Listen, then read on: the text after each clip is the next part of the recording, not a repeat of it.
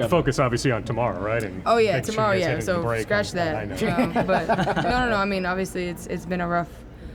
We've had a little bit of a rough time. It sucks, especially losing at home.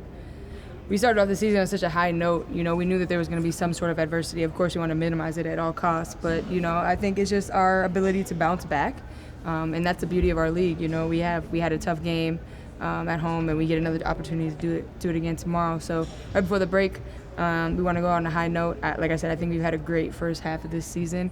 We want to capitalize on that going into the break. So I'm excited.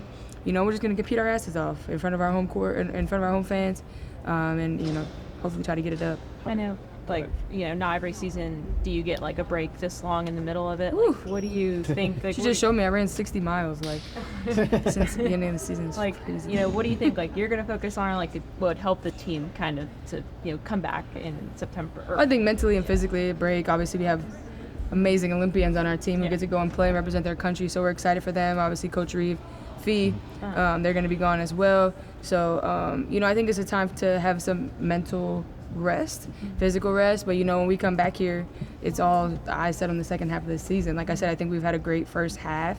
We're very grateful to have the time off. But, we still know we're in season. And we still have a long way to go. And so just being mentally and physically prepared. When the ball goes back up, I think it was August 15th, we want to be ready and be at our best and kind of hit the ground running. So I'm looking forward to the rest, after All-Star and things like that. But, I'll be excited to get back going. So where will you spend the 3.5 weeks? And you say rest, but how much will you be in the gym as well? Yeah, I won't have 3.5 weeks off. But I'll be at All-Star, and then I bought a house in Charlotte, so I'll be there hanging out with the fam, chilling, sleeping. Yeah, I'm excited. But right back in the gym, you take maybe a 7 to 10 days, just clear your mind, let your body kind of recalibrate, get some movement in here, yoga here, doing all those things and stretching and stuff. But I think basketball wise, probably 10 days in, 7 to 10 days. What's it feel like to be an All-Star again? And you mentioned doing it with the Lynx for the first time, but does this season feel different at all for you? Oh yeah, I think it's just the way that we've been playing too, and to be able to represent that.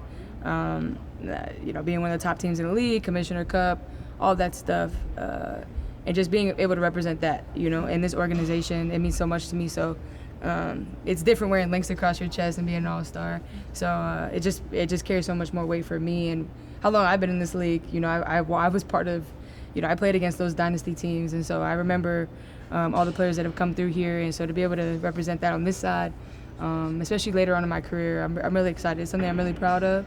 But I'm just grateful for who I get to go to work with every day too, because without them, none of this even matters. Is there ever any doubt, with this 5-year gap between All-Star appearances? Did you ever doubt, maybe I won't get back there?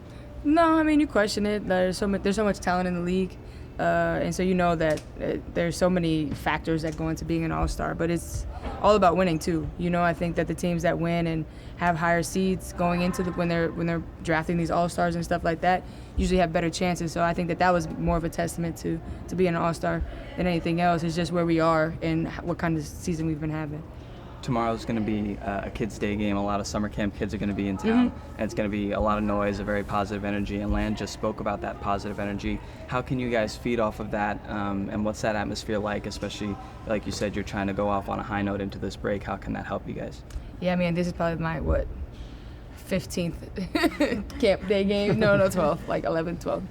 They're always fun. The kids are excited. They don't have to be inside of, a classroom or whatever they're doing for summer school or anything like that. They get to be hanging out. I don't know, are kids still in school now? No. It's July. I don't even know what day of the week it is. But, it's always a good energy. You have an early game. You have to get up a little bit earlier, and so you have all that energy, that positive energy. But I think more than that, with the kids, it's more so about us bringing positive energy to each other.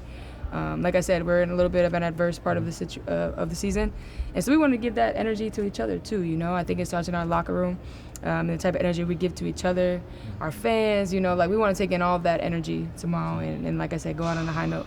On that note, Cheryl's talked about this team being one of the better problem-solving teams that she's ever coached, and after the Seattle game mentioned that our captains weren't happy, and not a lot needed to be said. You said it in very few words after the game that it just can't happen again. What did you think of the response today in practice, from the team? And as a captain, were you satisfied with the approach from the team today? I mean, I think the Seattle game, the thing that was most disappointing was the effort, because, you play a team for the fourth time. They're going to come out with a little bit more aggression, a little bit more will about them. They're playing great right now on a homestand, things like that. We knew that we had to come out stronger than that, and I think I was just disappointed in how we, approached the game as a whole. Like, we didn't come ready to play elite defense, and our offense kind of trickled into that. And then obviously the Indiana game, I thought our effort was there, but we just couldn't execute down the stretch. So now, where we are, I think it's just more so the collective effort of, like, we need to compete and put together a full 40 minutes of basketball. The practice was a little bit of a struggle. I think some of the stuff it's just kind of like trickled in, I think that everybody's a little bit more tired, fatigued, that break is right there, but we have to lock in. And we know that, and that's kind of the message that I gave at the end of the practice. It happens, I've been in this league a long time. Like, stuff happens. There's bad days, there's good days, but it's how you respond the next day. And like I said, it comes quick. That's the beauty of our league. So we have an opportunity tomorrow to go and compete our asses off and try to get a win from our home fans, and that's the most important thing. So I just said, everybody lock in, because if we can compete on both ends for 40 minutes, that puts us in a really good chance to win the game. So that's all I want us to focus on. But it wasn't a good practice today. A little lethargic. I think, this is a long season, and you play 5 games in 8 days and 4 games in 9 days, and there's no excuses or anything like that. We need to come ready to execute. But you can't hold on to it too long, because we have a big game tomorrow that we need to get ready for. So you take the good with the bad and you keep it pushing. So we're gonna come out and be ready tomorrow. Thanks, Tim. Thanks.